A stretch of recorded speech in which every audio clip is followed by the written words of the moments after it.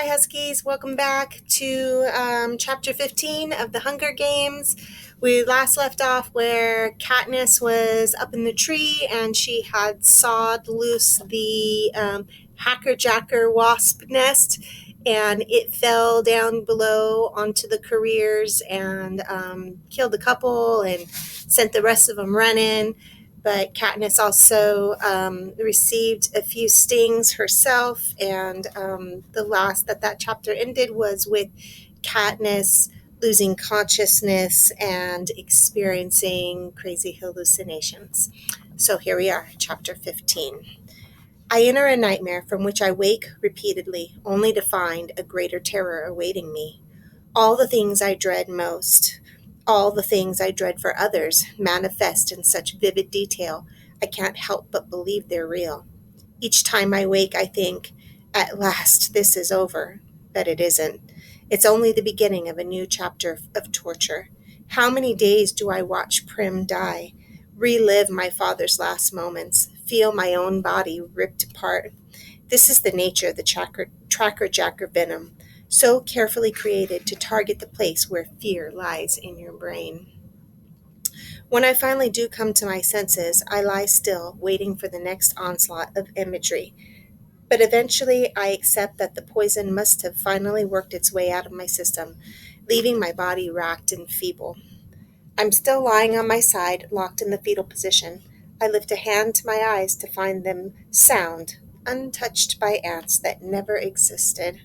Simply stretching out my limbs requires an enormous effort. So many parts of me hurt, it doesn't even seem worthwhile taking inventory of them. Very, very slowly, I manage to sit up. I'm in a shallow hole, not filled with the humming orange bubbles of my hallucination, but with old, dead leaves. My clothing's damp, and I don't know whether pond water, dew, rain, or sweat is the cause. For a long time, all I can do is take tiny sips from my bottle and watch a beetle crawl up the side of a honeysuckle bush. How long have I been out? It was morning when I lost reason. Now it's afternoon, but the stiffness in my joints suggests more than a day has passed, possibly even two. If so, I'll have no way of knowing which tribute survived the Tracker Jacker attack. Not Glimmer or the girl from District 4, but there was the boy from District 1, both tributes from District 2, and PETA. Excuse me. Did they die from the stings?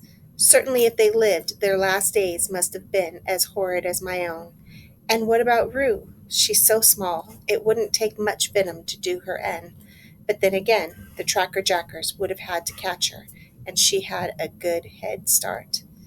A foul, rotten taste pervades my mouth, and the water has little effect on it. I drag myself over to the honeysuckle bush and pluck a flower. I gently pull the stamen through the blossom and set the drop of nectar on my tongue.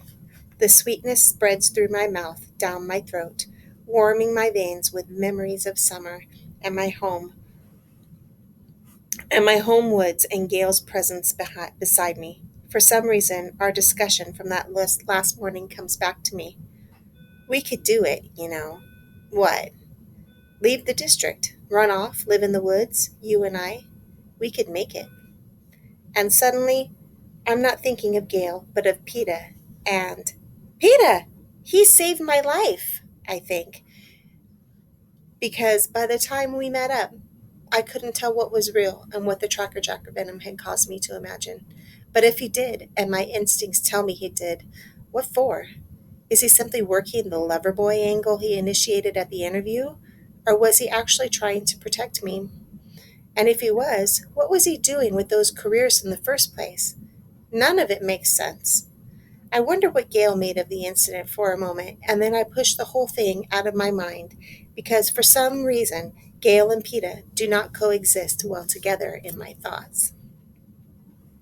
So I focus on the one really good thing that's happened since I landed the arena. I have a bow and arrows, a full dozen arrows if you count the one I retrieved in the tree.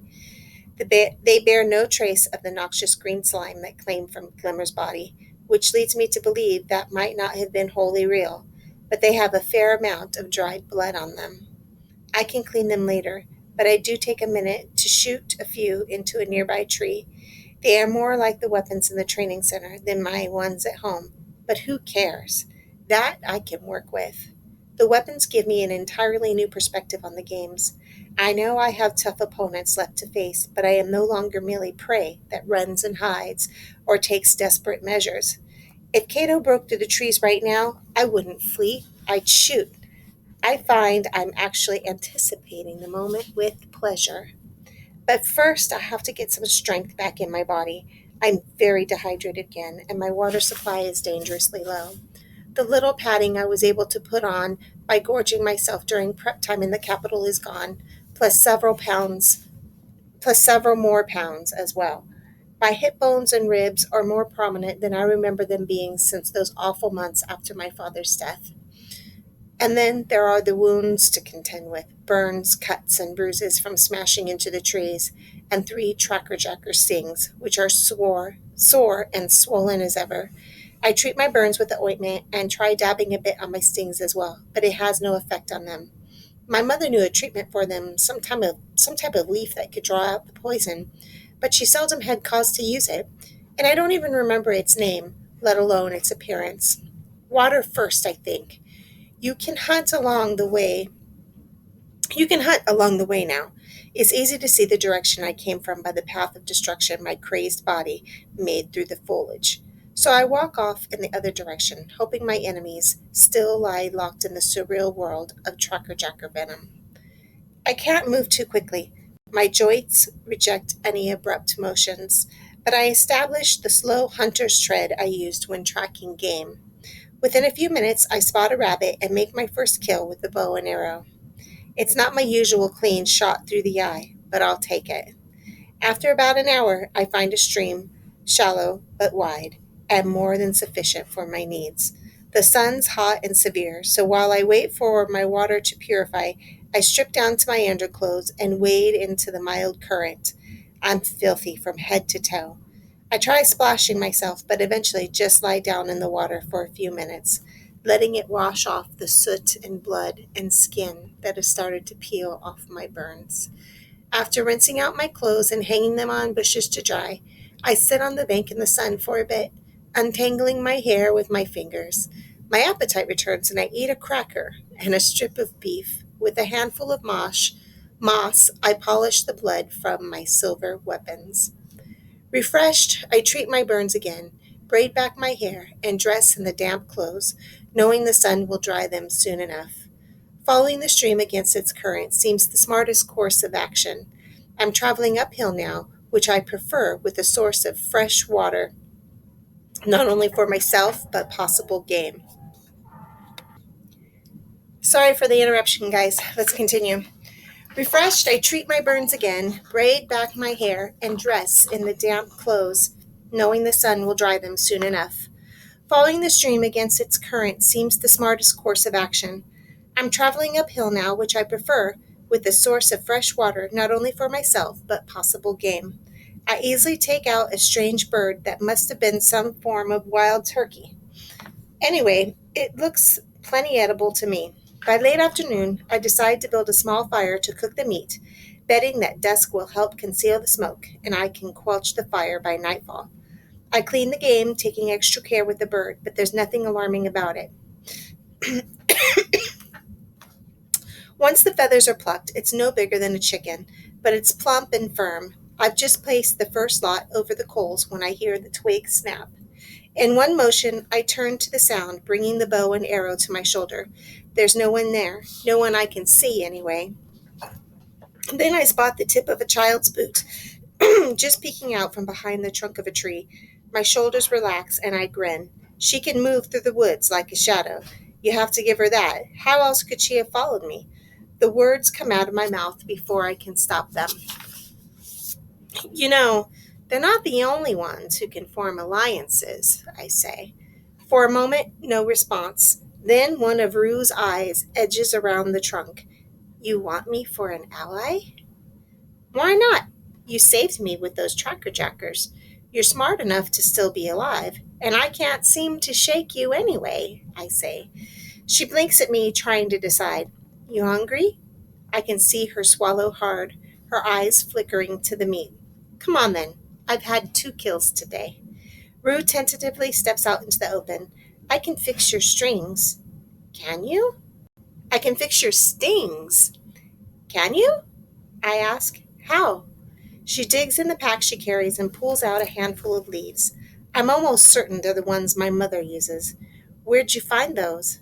Just around. We all carry them when we work in the orchard. They left a lot of nests there, said Rue. There are a lot here, too. That's right. You're District 11. Agriculture, I say. Orchards, huh?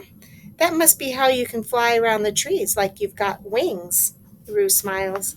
I've landed on one of the few things she'll admit pride in. Well, come on then. Fix me up. I plunk down by the fire and roll up my pant leg to reveal the sting on my knee. To my surprise, Rue places the handful of leaves into her mouth and begins to chew them. My mother would use other methods, but it's not like we have a lot of options. After a minute or so, Rue presses a gloppy green wad of chewed leaves and spit on my knee. Ugh, the sound comes out of my mouth before I can stop it, as if the leaves are actually leaching the pain right out of the sting. Rue gives a giggle. Lucky you had the sense to pull the stingers out, or you'd be a lot worse. Do my neck, I almost beg. Rue stuffs another handful of leaves in her mouth, and soon I'm laughing because the relief is so sweet. I notice a long burn on Rue's forearm. I've got something for that. I set aside my weapons and anoint her arm with the burn medicine. You have good sponsors, she said longingly. Have you gotten anything yet? I ask. She shakes her head. You will, though. Watch. The closer we get to the end, the more people will realize how clever you are. I turn the meat over. You weren't joking about wanting me for an ally? She asks. No, I meant it, I say. I can almost hear Hamish groaning as I team up with this wispy child.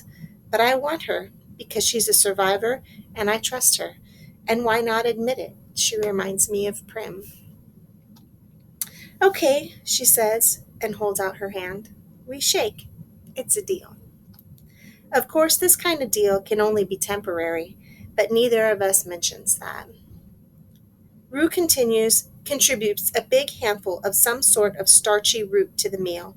Roasted over the fire, they have the sharp, sweet taste of a parsnip. She recognizes the bird, too, some wild thing they call a grousling in her district. She says sometimes the flock will wander into the orchard and they get a decent lunch that day. For a while, all conversation stops as we fill our stomachs.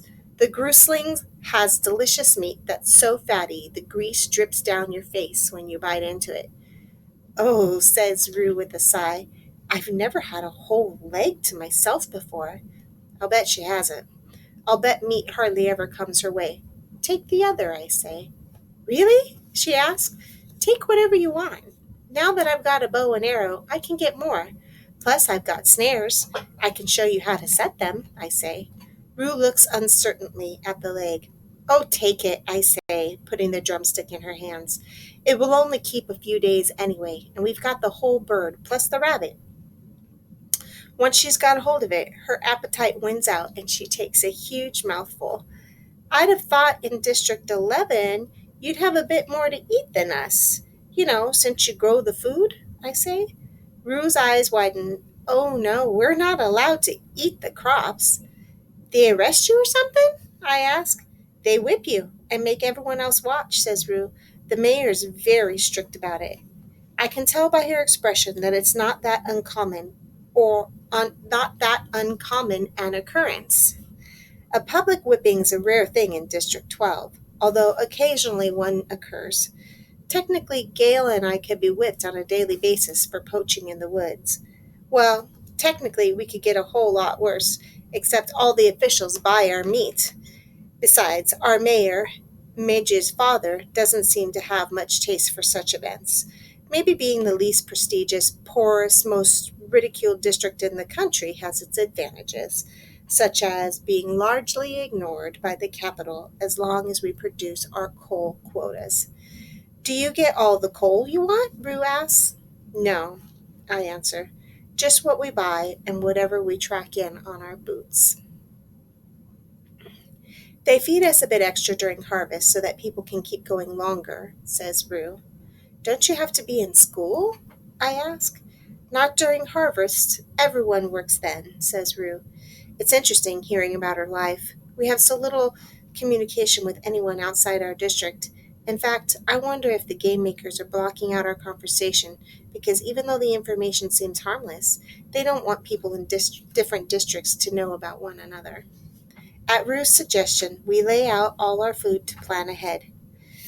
She's seen most of mine, but I had the last couple of crackers and beef strips to the pile. She's gathered quite a collection of roots, nuts, greens, and even some berries. I roll an unfamiliar berry in my fingers. You sure this is safe? Oh, yes, we have them back home. I've been eating them for days, she says, popping a handful in her mouth. I tentatively bite into one. It's as good as our blackberries. Taking Rue on as an ally seems a better choice all the time. We divide up our food supplies, so in case we're separated, we'll both be set for a few days.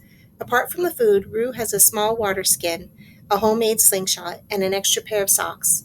She also has a sharp shard of rock she uses as a knife. I know it's not much, she says, as if embarrassed, but I had to get away from the cornucopia fast. You did just right, I said. When I spread out my gear, she gasps a little when she sees the sunglasses. How did you get those? She asks. In my pack. They've been useless so far. They don't block the sun, and they make it harder to see, I say with a shrug. These aren't for sun, they're for darkness, exclaims Rue.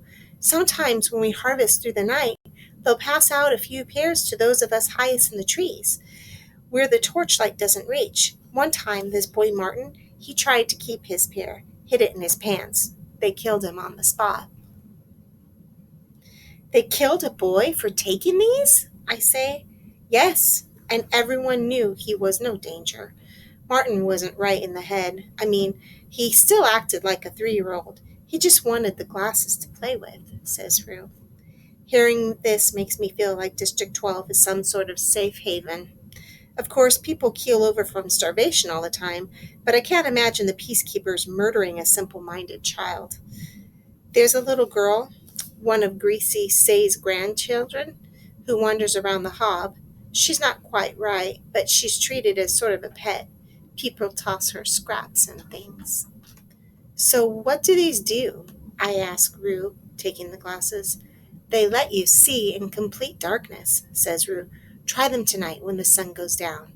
I give Rue some matches, and she makes sure I have plenty of leaves in case my stings flare up again. We extinguish our fire and head upstream until it's almost nightfall.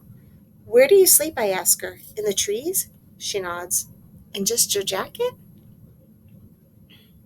Rue holds up her extra pair of socks. I have these for my hands. I think of how cold the nights have been. You can share my sleeping bag if you want. We'll both easily fit.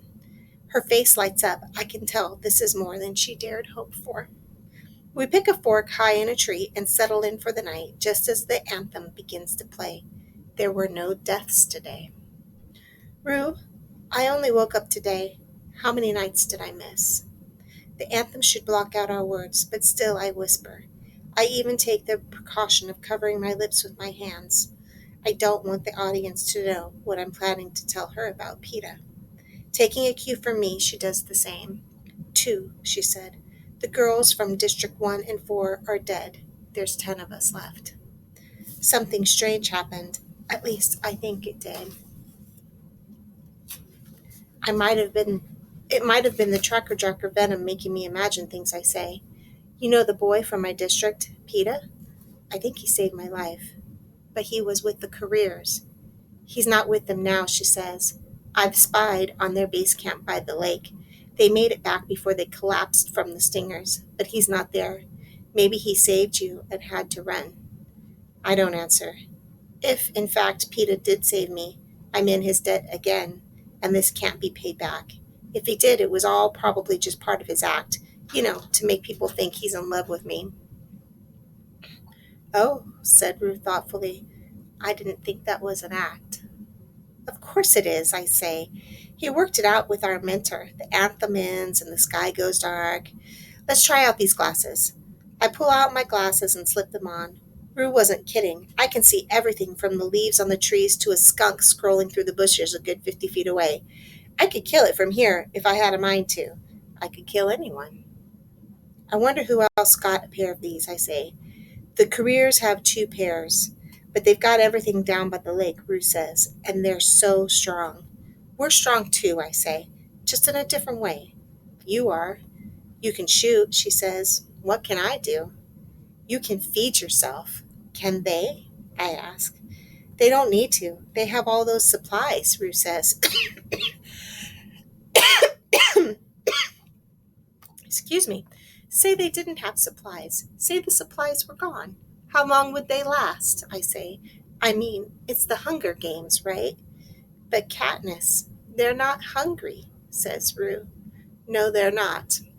That's a problem, I agree. And for the first time, I have a plan. A plan that isn't motivated by the need for flight and evasion. An offensive plan.